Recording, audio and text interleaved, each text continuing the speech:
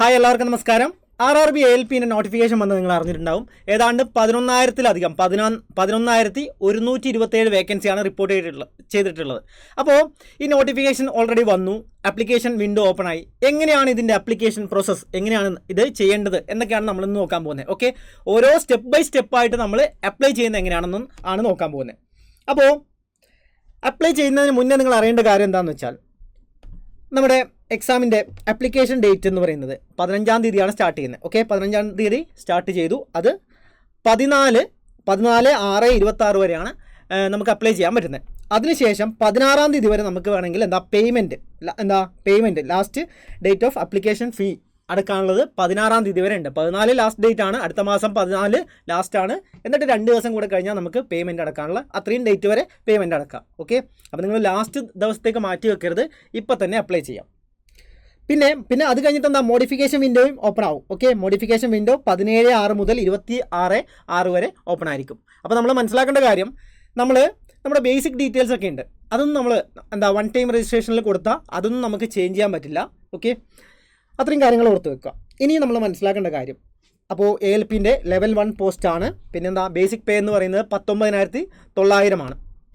പിന്നെ അത് basic pay ആണ്. സോ എല്ലാം കൂട്ടി അലവൻസും മറ്റ് റണ്ണിങ് അലവൻസും ആ കാര്യങ്ങളൊക്കെ കൂട്ടി ഏതാണ്ട് നല്ലൊരു പേയ്മെൻറ്റാണ്, നമുക്ക് സാലറിയാണ് നമുക്ക് ALPക്ക് കിട്ടുന്നത്. അപ്പോൾ ഏജ് എന്ന് പറയുന്നത് UR കാറ്റഗറിക്ക് 18 മുതൽ 30 വരെയാണ് ഏജ്. ഓക്കെ, അത്രയാണ് ഉള്ളത്. വേക്കൻസി നോക്കിയേ ഇതാണ്. പിന്നെ ഒരു കാര്യം എന്ന് വെച്ചാൽ, ഇതിൻ്റെ കോമ്പറ്റീഷൻ ചിലപ്പോൾ കുറവായിരിക്കും. കാരണം എന്താണെന്ന് വെച്ചാൽ A1 സ്റ്റാൻഡേർഡാണ്, മെഡിക്കൽ സ്റ്റാൻഡേർഡ് എന്ന് പറയുന്നത് A1 ആണ്. പിന്നെ ഒരു കാര്യം കൂടെ, ടെക്നിക്കൽ ബാക്ക്ഗ്രൗണ്ട് ഉള്ളവർക്കാണ്, അതായത് SSLC പ്ലസ് ITI, അതുപോലെ ഡിപ്ലോമ അല്ലെങ്കിൽ എഞ്ചിനീയറിംഗ്, ഇതൊക്കെയുള്ള ആൾക്കാർക്കാണ് അപ്ലൈ ചെയ്യുന്നത്. അപ്പോൾ ബാക്കിയുള്ള കാറ്റഗറിക്ക് അപ്ലൈ ചെയ്യാൻ പറ്റില്ല. പിന്നെ A1 സ്റ്റാൻഡേർഡാണ്, അതായത് നമ്മൾ സ്പെക്സ് ഉള്ളവർക്കൊക്കെ അപ്ലൈ ചെയ്യാൻ പറ്റില്ല.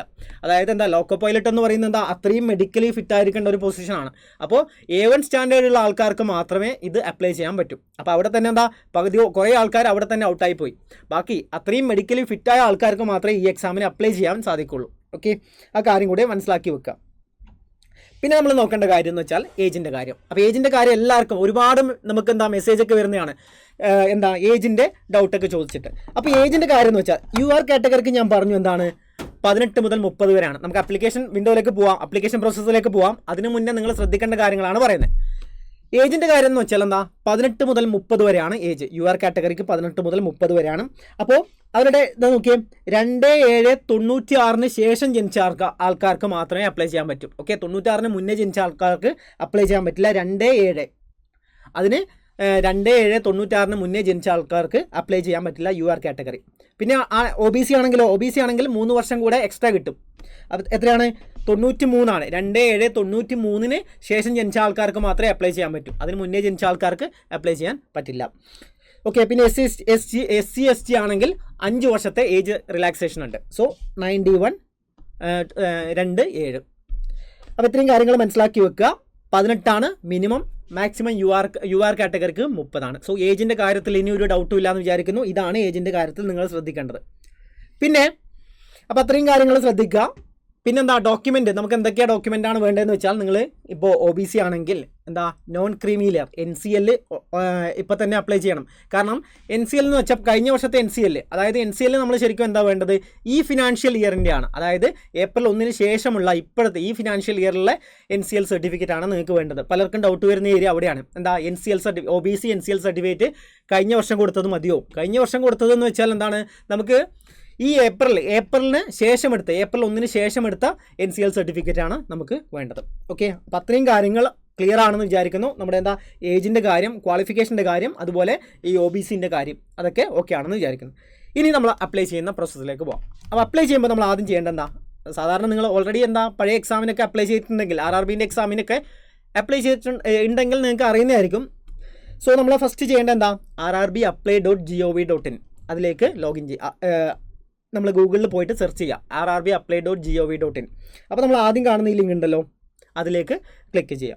അപ്പോൾ നമുക്കിത് ഇതുപോലത്തെ ഒരു ഇൻ്റർഫേസ് ആയിരിക്കും വരിക. ഓക്കെ, അപ്പോൾ ഇവിടെ നിങ്ങൾ ഇതിൽ നോക്കിയാൽ ഇവിടെ ലോഗിൻ ഉണ്ട്, അതുപോലെ ക്രിയേറ്റ് ആൻ അക്കൗണ്ട് ഉണ്ട്. പിന്നെ നോക്കിയാൽ നമ്മുടെ ആപ്ലിക്കേഷൻ May 15 ലോക്കോ പൈലറ്റ്, നിങ്ങൾക്ക് വേണമെങ്കിൽ ഇവിടെ അപ്ലൈ ചെയ്യാം. അപ്പോൾ അപ്ലൈ ചെയ്യുമ്പോൾ ഒരു കാര്യം മനസ്സിലാക്കേണ്ടത്, നിങ്ങൾക്ക് ഓൾറെഡി ഒരു അക്കൗണ്ട് ഉണ്ടെങ്കിൽ നിങ്ങൾ ജസ്റ്റ് ഒന്ന് ലോഗിൻ ചെയ്താൽ മതി, അല്ലെങ്കിൽ ഇവിടെ അപ്ലൈ ചെയ്ത് കൊടുത്താൽ മതി. അല്ലെങ്കിൽ നിങ്ങൾക്ക് ഓൾറെഡി നിങ്ങൾ ഫസ്റ്റ് ടൈം ഇപ്പോൾ കഴിഞ്ഞ വർഷമോ അതിന് മുന്നത്തെ വർഷമോ നിങ്ങൾ ഓൾറെഡി ഏതെങ്കിലും എക്സാമിന് റെയിൽവേൻ്റെ ഏതെങ്കിലും എക്സാമിന് അപ്ലൈ ചെയ്തിട്ടുണ്ടെങ്കിൽ നിങ്ങൾ ഡയറക്റ്റായി ലോഗിൻ ചെയ്യാവുന്നതാണ്.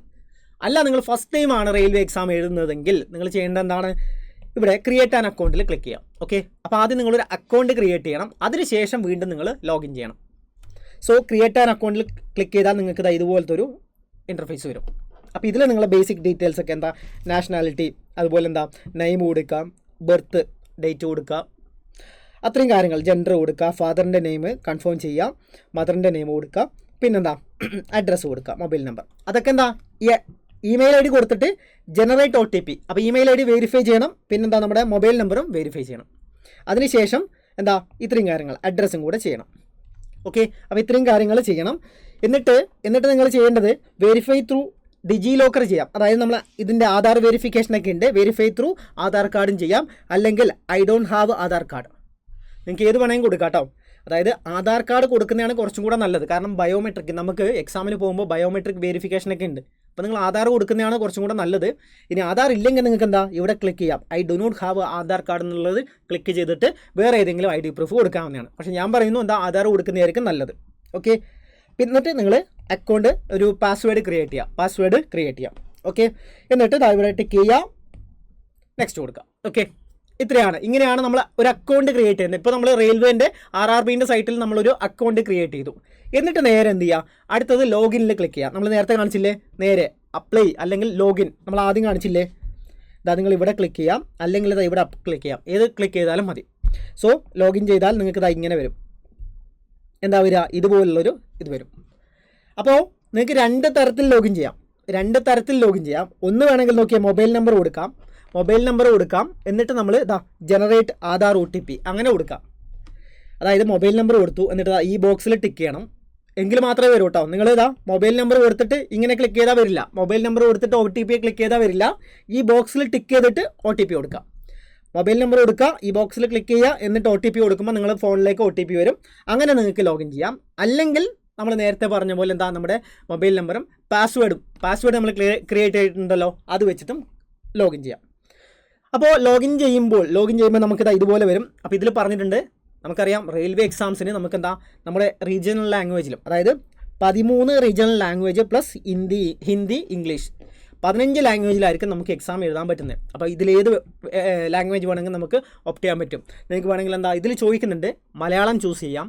ഇപ്പോൾ മലയാളം ചൂസ് ചെയ്താൽ നിങ്ങൾക്ക് ക്വസ്റ്റ്യൻസ് ആദ്യം മലയാളത്തിൽ കാണും. നിങ്ങൾക്ക് വേണമെങ്കിൽ നിങ്ങൾക്ക് എന്താ ഒരു ഡൗട്ട് ഉണ്ട്, നിങ്ങൾക്ക് മുകളിൽ ഓപ്ഷൻ നോക്കിയിട്ട് ഇംഗ്ലീഷിലേക്ക് സ്വിച്ച് ചെയ്യാം. ഇനി അതല്ല നിങ്ങൾ ഇംഗ്ലീഷ് മാത്രമാണ് ചൂസ് ചെയ്യുന്നത്, നിങ്ങൾ എന്താ അപ്ലൈ ചെയ്യുമ്പോൾ ഇംഗ്ലീഷ് എന്ന് കൊടുത്തു, അപ്പോൾ നിങ്ങൾക്ക് എല്ലാ ക്വസ്റ്റ്യൻസും ഇംഗ്ലീഷിൽ മാത്രമേ കാണാൻ പറ്റൂ. ഓക്കെ, അപ്പോൾ അത് ക്ലിയർ ആയെന്ന് വിചാരിക്കുന്നു. നിങ്ങൾ മലയാളം കൊടുത്താൽ നിങ്ങൾക്ക് എല്ലാ ക്വസ്റ്റ്യനും ആദ്യം മലയാളത്തിൽ കാണും. നിങ്ങൾക്ക് വേണമെങ്കിൽ ഏതെങ്കിലും ക്വസ്റ്റ്യൻ നിങ്ങൾക്കൊന്ന് ഇംഗ്ലീഷിലേക്ക് മാറ്റണം എന്ന് വിചാരിച്ചാൽ അവിടെ ഓപ്ഷൻ ഉണ്ട്. ഓക്കെ, അപ്പോൾ ഇത്രയും ഈ 13 ലാംഗ്വേജിലും പ്ലസ് ഹിന്ദി ഇംഗ്ലീഷ് അങ്ങനെ 15 ലാംഗ്വേജിൽ നമുക്ക് വേണമെങ്കിൽ എക്സാം എഴുതാം. എന്നിട്ട് ഓൺലൈൻ അപ്ലിക്കേഷൻ എന്ന് കൊടുക്കുക. അതായത് ആദ്യം നമ്മൾ ഇത്രയും പ്രോസസ്സ് ഉണ്ട്, നമുക്ക് ഇവിടെ ഓൺലൈൻ അപ്ലിക്കേഷൻ എന്ന് കൊടുക്കാം, അല്ലെങ്കിൽ ഇവിടെ കൊടുത്താലും മതി. ഇതിൽ ക്ലിക്ക് ചെയ്യാം. ഓക്കെ, ഏതെങ്കിലും ഒന്നിൽ ഓൺലൈൻ അപ്ലിക്കേഷനിൽ നമ്മൾ ക്ലിക്ക് ചെയ്തു. സോ നമ്മൾ ഓൺലൈൻ അപ്ലിക്കേഷനിലെത്തി. എന്നിട്ട് നമ്മൾ ചൂസ് ചെയ്യേണ്ടത്, നിങ്ങൾ ഓൾറെഡി എന്താ നോട്ടിഫിക്കേഷൻ വന്നാൽ കണ്ടിട്ടുണ്ടാവും, വേക്കൻസി കണ്ടിട്ടുണ്ടാവും, ഓരോ RRBയിലും വേക്കൻസിയൊക്കെ നിങ്ങൾ കണ്ടിട്ടുണ്ടാവും. അപ്പോൾ ഞാനിവിടെ ട്രിവാൻഡ്രമാണ് കൊടുത്തിട്ടുള്ളത്. ഇതിൽ നിങ്ങൾക്ക് സെലക്ട് ചെയ്യാം, ഇവിടെ ക്ലിക്ക് ചെയ്തിട്ട് നിങ്ങൾക്ക് സെലക്ട് ചെയ്യാം RRB ഏതാണ്, ചെന്നൈ വേണോ, ബാംഗ്ലൂർ വേണോ, അതോ ട്രിവാൻഡ്രം വേണോ, അങ്ങനെ ഏതെങ്കിലും RRB നിങ്ങൾ സെലക്ട് ചെയ്യാം. എന്നിട്ട് ഈ 2 ബോക്സിലും ടിക്ക് ചെയ്യാം. ഓക്കെ, എന്നിട്ട് നെക്സ്റ്റ്. ക്ലിയർ?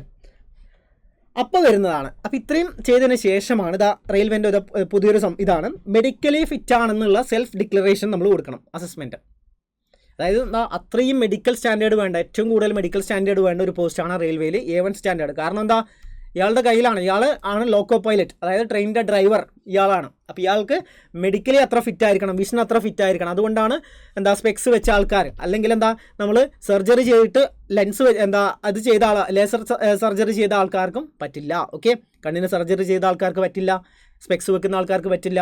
അത്രയും മെഡിക്കലി ഫിറ്റായ ആൾക്കാർക്ക് മാത്രമേ ഇത് പറ്റൂ. അപ്പോൾ ഇവിടെയൊക്കെ നമ്മൾ ഇങ്ങനെയൊക്കെ ഉള്ളതിൽ നമ്മൾ ഡിക്ലറേഷൻ കൊടുക്കണം.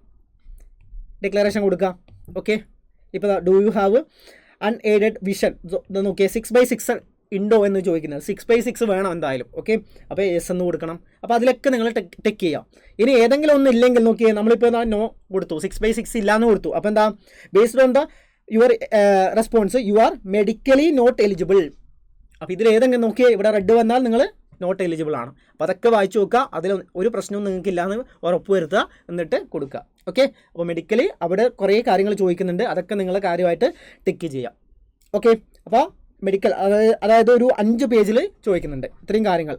5 പേജിലായിട്ട് ഇങ്ങനെ ചോദിക്കുന്നുണ്ട് നമ്മൾ എസ് ഓർ നോ കൊടുക്കാൻ വേണ്ടിയിട്ട്. അപ്പോൾ അതൊക്കെ കറക്റ്റായി വായിച്ച് നോക്കിയിട്ട് കൊടുക്കുക.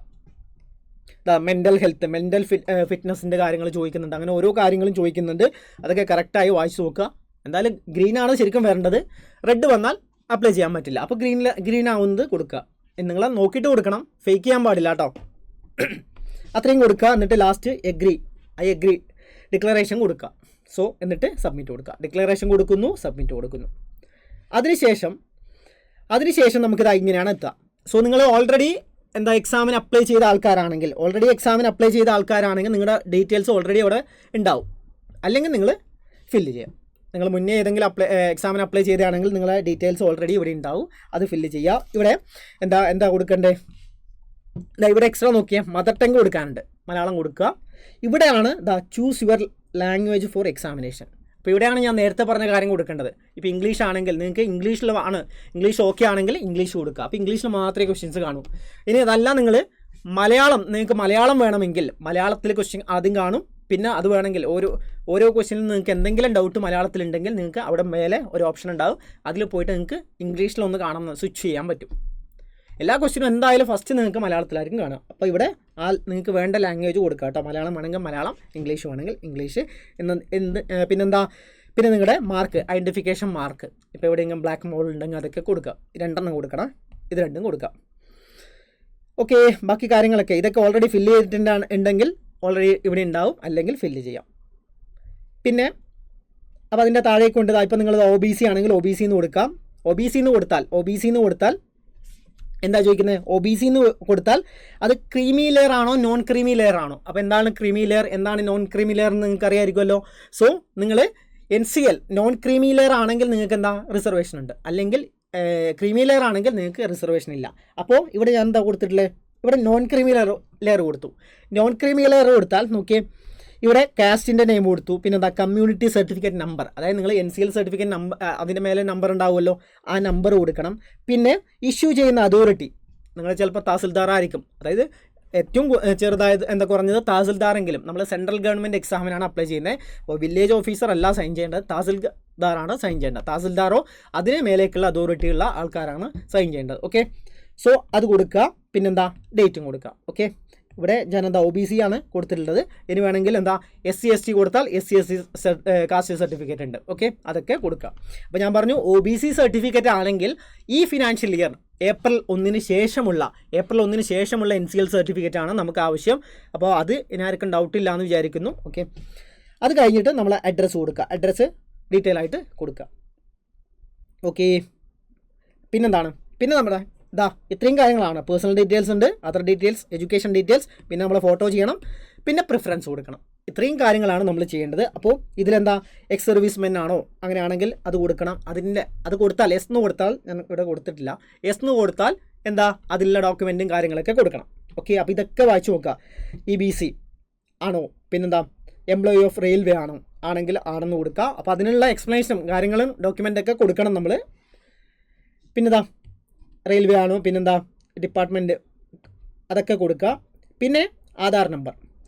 നമ്മൾ മുന്നേക്ക് എക്സാമിന് അപ്ലൈ ചെയ്യുമ്പോൾ നമുക്ക് നമ്മുടെ റീഫണ്ട്, അതായത് നമ്മളിപ്പോൾ UR കാറ്റഗറി ആണെങ്കിൽ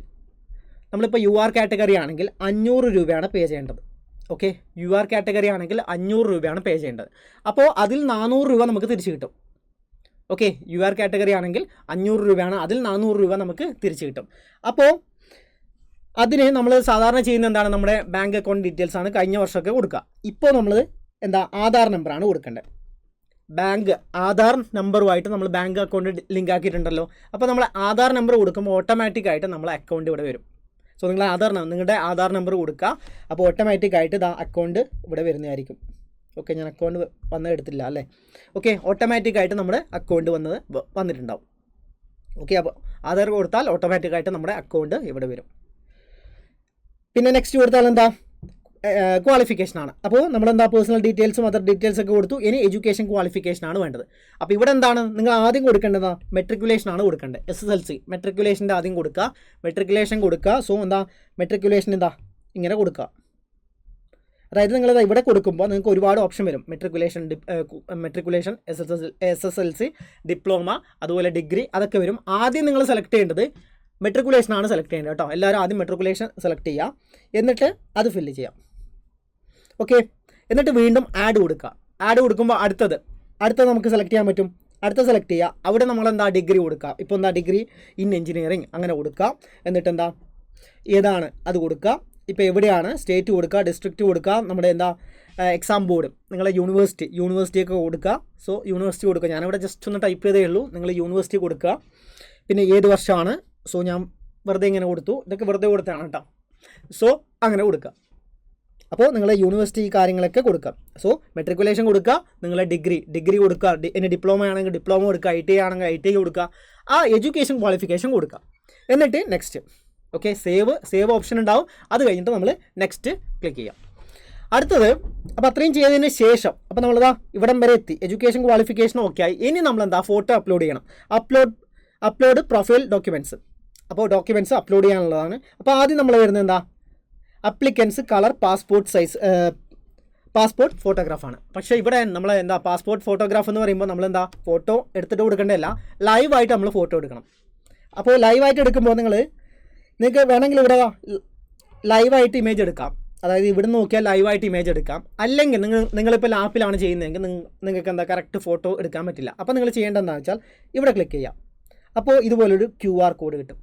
നിങ്ങൾ ഫോണിൽ സ്കാനർ ഉണ്ടല്ലോ, അത് വെച്ച് സ്കാൻ ചെയ്യുമ്പോൾ മൊബൈൽ ഫോൺ ഉപയോഗിച്ച് നിങ്ങൾക്ക് വീണ്ടും നമ്മൾ ആദ്യം ലോഗിൻ ചെയ്തില്ലേ, എന്താ നമ്മുടെ ഫോൺ നമ്പർ അതുപോലെ OTP അതൊക്കെ കൊടുത്തിട്ട് അതുപോലെ നമ്മൾ വീണ്ടും ഒന്ന് ലോഗിൻ ചെയ്യുമ്പോൾ ഡയറക്റ്റായിട്ട് നമ്മൾ ഫോട്ടോ എടുക്കാനുള്ള ഒരു ഓപ്ഷൻ വരും. ഓക്കെ, ഡയറക്റ്റായിട്ട് നമ്മൾ ഫോട്ടോ എടുക്കാനുള്ള ഒരു ഓപ്ഷൻ വരും. അപ്പോൾ അവിടെ നമ്മളെന്താ കറക്റ്റ് സർക്കിളിനകത്ത് ഇങ്ങനെ ഒരു ഇത് വരും. അതിൻ്റെ അകത്ത് സർക്കിൾ ഉണ്ടാവും. ആ സർക്കിളിൻ്റെ അകത്ത് നമ്മളെ ഫേസ് വെക്കുക. ഓക്കെ, ബാക്ക്ഗ്രൗണ്ടൊക്കെ വൈറ്റ് ആക്കി വെക്കുക. സർക്കിളിൻ്റെ അകത്ത് നമ്മളെ ഫേസ് വരിക. അപ്പോൾ എന്താ സർക്കിൾ ഗ്രീൻ ആകുമ്പോൾ ഓട്ടോമാറ്റിക്കായിട്ട് ഫോട്ടോ എടുക്കുന്നതായിരിക്കും. ഓക്കെ, ഗ്രീൻ ആകുമ്പോൾ ഓട്ടോമാറ്റിക്കായിട്ട് ഫോട്ടോ എടുക്കുന്നതായിരിക്കും. സോ നിങ്ങൾ അങ്ങനെ ചെയ്യാം. ക്ലിയർ? അപ്പോൾ അങ്ങനെ ഫോട്ടോ എടുക്കുക. അതിനുശേഷം നമ്മൾ എന്ത് ചെയ്യാം, നമ്മുടെ സൈനും കൂടെ അപ്ലോഡ് ചെയ്യാം. ഓക്കെ, സൈനും കൂടെ അപ്ലോഡ് ചെയ്യുക. സോ ഇതാ ഇവിടെ പറയുന്നുണ്ട് എന്താ സൈനിൻ്റെ സൈസൊക്കെ പറയുന്നുണ്ട്. അതുപോലെ കറക്റ്റാക്കി വെക്കുക കേട്ടോ. പിന്നെ നിങ്ങൾ സൈൻ ഇടുമ്പോൾ എന്താണ് ബ്ലോക്ക് ലെറ്ററിലൊന്നും ഇടരുത് കേട്ടോ. ബ്ലോക്ക് ലെറ്ററിൽ സൈനിൽ ഇടരുത്. കറക്റ്റായിട്ട് നമുക്ക് വ്യക്തമായിട്ട് നിങ്ങൾ ഇടുക. എന്തെങ്കിലുമൊക്കെ വരച്ചിടരുത്, സൈൻ വ്യക്തമായിട്ട് ഇടുക. ഓക്കെ, സോ അത്രയും കാര്യങ്ങൾ ചെയ്യുക. ഇതിൻ്റെ സൈസൊക്കെ ഇവിടെ കൊടുത്തിട്ടുണ്ട്. സൈസ് നോക്കുക, സൈസ് കറക്റ്റാക്കിയിട്ട്. അതായത് നമുക്കെന്താ ഓൺലൈൻ തന്നെ റീസൈസ് ആപ്പൊക്കെ ഉണ്ടല്ലോ, അത് യൂസ് ചെയ്തിട്ട് നമ്മൾ കറക്റ്റ് സൈസ് കറക്റ്റ് ആക്കുക. എന്നിട്ട് അപ്ലോഡ് ചെയ്യുക. അപ്പോൾ സൈൻ അപ്ലോഡ് ചെയ്യണം, അതുപോലെ നമ്മുടെ ലൈവ് ഫോട്ടോയും അപ്ലോഡ് ചെയ്യാം. ഓക്കെ, എന്നിട്ട് ഇവിടെ ടിക്ക് ചെയ്യുക, സേവ് കൊടുക്കുക, നെക്സ്റ്റ് കൊടുക്കുക. സോ നമ്മുടെ ലാസ്റ്റ് സ്റ്റേജ് എന്ന് പറയുന്നത് നമ്മുടെ പ്രിഫറൻസ് കൊടുക്കാനാണ്. പക്ഷേ ഇവിടെ ALP ഇപ്പോൾ ട്രിവാൻഡ്രമൊക്കെ ആണെങ്കിൽ ഇത് മാത്രമേ ഉള്ളൂ, അസിസ്റ്റൻറ്റ് ലോക്കോ പൈലറ്റ് ഒറ്റ പോസ്റ്റേ ഉള്ളൂ. അപ്പോൾ ഇങ്ങനെ ആയിരിക്കും നമ്മുടെ ലാസ്റ്റ് ഫോട്ടോ ഒക്കെ അപ്ലോഡ് ചെയ്തതിന് ശേഷം നമുക്ക് ഇങ്ങനെ കിട്ടും. അപ്പോൾ ഇവിടെ ഒന്ന് ടിക്ക് ചെയ്താൽ ഇതൊന്ന് ക്ലിക്ക് ചെയ്താൽ മതി, നേരെ ഇങ്ങോട്ട് വരും. ഓക്കെ, ഇവിടെ ക്ലിക്ക് ചെയ്താൽ അത് നേരെ ഇങ്ങോട്ടായി നമ്മൾ അപ്ലൈ ചെയ്ത് കഴിഞ്ഞു. ഓക്കെ, അപ്ലൈ ചെയ്ത് കഴിഞ്ഞു, ആപ്ലിക്കേഷൻ ഓക്കെ ആയി. അടുത്തത് എന്താ ചെയ്യേണ്ടത്, ഇവിടെ എല്ലാത്തിലും ടിക്ക് ചെയ്യുക. എന്നിട്ട് നമ്മുടെ പ്ലേസ് കൊടുക്കുക. സൈൻ ഓട്ടോമാറ്റിക്കായിട്ട് വന്നിട്ടുണ്ടാവും. എന്നിട്ട് സേവ് കൊടുക്കുക. പ്രിവ്യൂ അപ്ലിക്കേഷൻ കൊടുത്താൽ നമ്മുടെ ഓൾറെഡി ഇത് ഞാൻ പകുതി എടുത്തിട്ടുള്ളൂ. നമ്മൾ അപ്ലൈ ചെയ്ത ഫുൾ ഡീറ്റെയിൽസ്, നമ്മുടെ എന്താ പേരും കാര്യങ്ങൾ, ഫാദറിൻ്റെ നെയിം, മദറിൻ്റെ നെയിം, എഡ്യൂക്കേഷൻ ക്വാളിഫിക്കേഷൻ എല്ലാം കൂടി ഒരു ഷീറ്റിൽ വരും. അപ്പോൾ അത് നിങ്ങൾ കറക്റ്റായിട്ട് വെരിഫൈ ചെയ്യുക കേട്ടോ. കറക്റ്റ് വെരിഫൈ ചെയ്യുക. എന്നിട്ട് എന്താ സബ്മിറ്റ് കൊടുക്കുക. എന്തെങ്കിലും തെറ്റുണ്ടെങ്കിൽ എഡിറ്റ് ചെയ്യുക. അപ്പോൾ നമ്മൾ മനസ്സിലാക്കേണ്ടത്, നമ്മൾ ആദ്യം പറഞ്ഞില്ലേ, നമ്മൾ അക്കൗണ്ട് ക്രിയേറ്റ് ചെയ്യുമ്പോൾ കൊടുത്ത കാര്യങ്ങൾ, നമ്മുടെ പേര്, ഡേറ്റ് ഓഫ് ബർത്ത്, അതൊന്നും നമുക്ക് ഇനി ചേഞ്ച് ചെയ്യാൻ പറ്റില്ല. ഇനി മീൻസ് ഈ എക്സാമിന് കൊടുക്കുമ്പോൾ ഈ എക്സാമിന് വേണ്ടി ഇനി ചേഞ്ച് ചെയ്യാൻ പറ്റില്ല. ബാക്കി ചിലപ്പോൾ ബാക്കിയുള്ള തെറ്റുകൾ നമ്മൾ അതിന് ശേഷം ചെയ്തില്ലേ, ലോഗിൻ ചെയ്തതിന് ശേഷം നമുക്ക് എന്തെങ്കിലും മിസ്റ്റേക്ക് വന്നിട്ടുണ്ടെങ്കിൽ അത് നമുക്ക് മോഡിഫിക്കേഷൻ വിൻഡോൻ്റെ സമയത്ത് നമുക്ക് ഒരു 10 ദിവസം ഉണ്ടല്ലോ, ആ സമയത്ത് നമുക്ക് അപ്ലൈ ചെയ്യാവുന്നതാണ്, അതായത് ചേഞ്ച് ചെയ്യാവുന്നതാണ്. പക്ഷേ വെറുതെ അല്ല, പൈസയും കൊടുക്കണം കേട്ടോ. അതിന് ഓരോ കറക്ഷനും പൈസ കൊടുക്കണം. ഓക്കെ, അത്രയും കാര്യങ്ങൾ മനസ്സിലാക്കുക. നെക്സ്റ്റ് കൊടുക്കുക. ലാസ്റ്റ് എന്താണ്, അപ്ലൈ ചെയ്യണം. അതായത് എന്താ ഫീ പേയ്മെൻ്റ് ആണ്. ലാസ്റ്റ് ഫീ പേയ്മെൻറ്റ് നോക്കുമ്പോൾ 500 രൂപയാണ്. അപ്പോൾ ഇവിടെ നമ്മൾ മനസ്സിലാക്കേണ്ട EBC എക്കണോമിക്കലി ബാക്ക്വേർഡ് കാസ്റ്റ് ഉണ്ട്. എക്കണോമിക്കലി ബാക്ക്വേർഡ് ആയിട്ടുള്ള. അപ്പോൾ അവർക്ക് EBCക്കാർക്ക് എന്താ ഇവിടെ ഫീ എക്സംഷൻ ഉണ്ട്. അവർക്കെന്താ നമ്മൾ 2 കാറ്റഗറി ഉണ്ട്, OBC ഉണ്ട്, EBC ഉണ്ട്. എക്കണോമിക്കലി ബാക്ക്വേർഡ് OBC എന്ന് പറഞ്ഞാൽ എന്താണ്, അതർ ബാക്ക്വേർഡ് കാസ്റ്റ് ആണ്.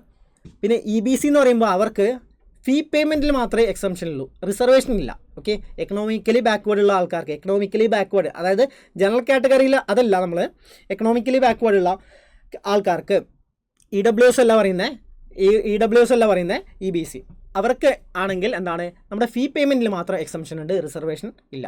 ഓക്കെ, അത്രയും കാര്യങ്ങൾ മനസ്സിലാക്കുക. അപ്പോൾ ഇങ്ങനെയാണ് നമ്മൾ അപ്ലൈ ചെയ്യേണ്ടത്. ലാസ്റ്റ് ആകുമ്പോൾ നിങ്ങൾ പേയ്മെൻറ്റും ചെയ്യാം. ഓക്കെ, സോ 500 രൂപ ആണ് UR കാറ്റഗറിയും. നമ്മൾ എന്താ 2 ഇതുണ്ട്, അതിലെന്താ SC ST വുമൺ അതുപോലെ എക്സ് സർവീസ്മെൻ അവർക്കൊക്കെ, പിന്നെ EBC കാറ്റഗറിക്കൊക്കെ എന്താ 100 രൂപയാണ്, ബാക്കിയുള്ളവർക്ക് 500 രൂപയാണ്.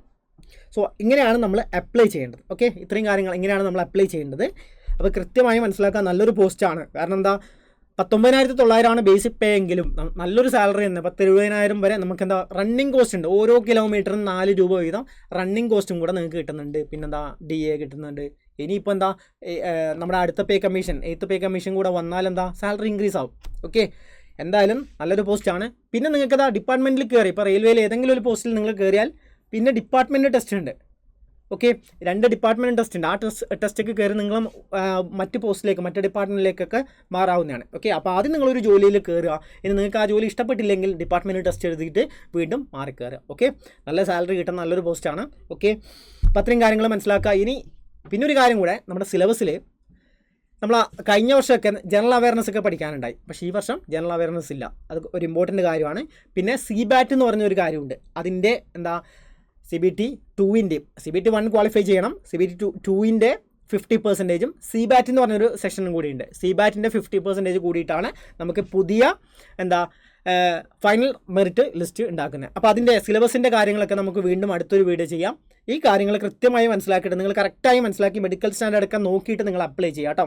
പെട്ടെന്ന് തന്നെ അപ്ലൈ ചെയ്യുക, ലാസ്റ്റ് നിമിഷത്തിലേക്ക് വെക്കരുത്.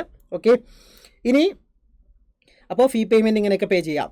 അടുത്തത് പിന്നെ ഒരു കാര്യം നിങ്ങൾക്ക് ലാസ്റ്റ് ഡൗട്ട് വരും. നോക്കി, നമ്മളിപ്പോൾ അപ്ലൈ ചെയ്ത് എവിടെയാണ്, നമ്മൾ ട്രിവാൻഡ്രത്താണ് അപ്ലൈ ചെയ്തത്. പക്ഷേ ഇവിടെ മർച്ചൻറ്റ് നെയിം എന്ന് പറയുന്നത് ചിലപ്പോൾ RRB ജമ്മു കാശ്മീരൊക്കെ കാണിക്കാം. അപ്പോൾ അവിടെ ആരും ടെൻഷൻ ആവേണ്ട, അങ്ങനെയാണ് കാണിക്കുക. ഓക്കെ, നിങ്ങൾ ഇവിടെ ട്രിവാൻഡ്രം അപ്ലൈ ചെയ്താലും വേറെ ഏതെങ്കിലും RRBൻ്റെ ഇത് കാണിക്കും. അപ്പോൾ അവിടെ ടെൻഷൻ ആവേണ്ട കേട്ടോ. സോ അത്രയും കാര്യങ്ങളൊക്കെയാണ്. എല്ലാ കാര്യങ്ങളും ക്ലിയർ ആയി എന്ന് വിചാരിക്കുന്നു. NCL OBC NCLൻ്റെ ക്ലിയർ ആയി, ഡേറ്റ് ഓഫ് ബർത്ത് ഓക്കെ ആണെന്ന് വിചാരിക്കുന്നു. ആ കാര്യങ്ങളൊക്കെ ഓക്കെയാണ്. സോ ഇനി ഈ കോഴ്സിന് നിങ്ങൾക്ക് പഠിക്കാൻ വേണ്ടിയിട്ട്, അതായത് ഈ എക്സാമിന് വേണ്ടി നിങ്ങൾ പഠിക്കാൻ വേണ്ടിയിട്ട് നിങ്ങൾക്ക് കോഴ്സ് ഓൾറെഡി ALPൻ്റെ CBT 1-ൻ്റെ കോഴ്സ് ഓൾറെഡി അവൈലബിൾ ആണ്. നിങ്ങൾക്ക് ജോയിൻ ചെയ്യാവുന്നതാണ്. 2,999 രൂപയാണ്. അപ്പോൾ അടിപൊളിയായിട്ട് നിങ്ങൾക്ക് പഠിക്കാൻ പെട്ടെന്ന് തന്നെ നമുക്ക് ക്രാക്ക് ചെയ്യണം. ഓക്കെ, അപ്പോൾ ഈ വർഷം തന്നെ നമ്മൾ ഒരു സെൻട്രൽ ഗവൺമെൻറ് ജോലി എന്ന നമ്മുടെ സ്വപ്നം യാഥാർത്ഥ്യമാക്കണം. അപ്പോൾ അതിനുവേണ്ടി ഇപ്പോൾ തന്നെ പഠിച്ചു തുടങ്ങാം. ഓക്കെ, റെയിൽവേ ഇപ്പോൾ കറക്റ്റായിട്ട് എക്സാമൊക്കെ നടന്നുകൊണ്ടിരിക്കുകയാണ്. ആകെ പ്രശ്നമായിട്ട് വന്ന ഗ്രൂപ്പ് Dൻ്റെ കുറച്ച് കേസൊക്കെ വന്നിട്ടുണ്ട്, ബാക്കിയൊക്കെ കറക്റ്റായി നടന്നുകൊണ്ടിരിക്കുകയാണ്. അപ്പോൾ നമ്മളെന്താ കൃത്യമായി പഠിക്കുക. എല്ലാ വർഷവും എക്സാം നടക്കുന്നുണ്ട്. കൃത്യമായി റെയിൽവേ പെട്ടെന്ന് എക്സാം വിളിച്ചുകൊണ്ടിരിക്കുന്നുണ്ട്. അപ്പോൾ കൃത്യമായി പഠിക്കുക, നന്നായിട്ട് പഠിക്കുക, പെട്ടെന്ന് തന്നെ ഒരു പോസ്റ്റിൽ കയറാം. ഓക്കെ, എല്ലാവരും നന്നായിട്ട് പഠിക്കുക. അടുത്ത നമ്മൾ സിലബസിൻ്റെ ഒരു വീഡിയോ കൂടെ നമ്മൾ ചെയ്യുന്നതായിരിക്കും. എന്തൊക്കെ കാര്യങ്ങളാണ്, എന്തൊക്കെ മാറ്റങ്ങളാണ് സിലബസിൽ വന്നിട്ടുള്ളതെന്നൊക്കെ വെച്ചിട്ട് നമ്മളൊരു സിലബസ് വീഡിയോയും കൂടെ ചെയ്യുന്നതായിരിക്കും. ഓക്കെ, അപ്പോൾ എല്ലാവരും അപ്ലൈ ചെയ്യാം.